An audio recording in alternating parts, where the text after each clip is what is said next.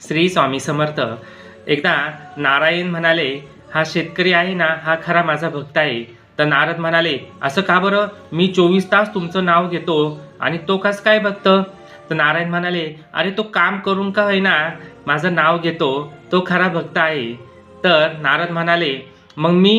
तर नारायण म्हणाले, तू एक दिवा घे आणि दिवा घेऊन तो पूर्ण ब्रह्मांडात भूतलावर तू फिर, मात्र दिवा विझून देऊ नको. तर नारद म्हणाले, यात काय अवघड आहे? दिवा घेऊन नारद निघाले. नारदांचं पूर्ण लक्ष त्या दिवाकडेच होते आणि ते नारायण नारायण नाव घेणं पण विसरले. तेव्हा पूर्ण दिवा फिरून झाला, दिवा मात्र विझला नाही.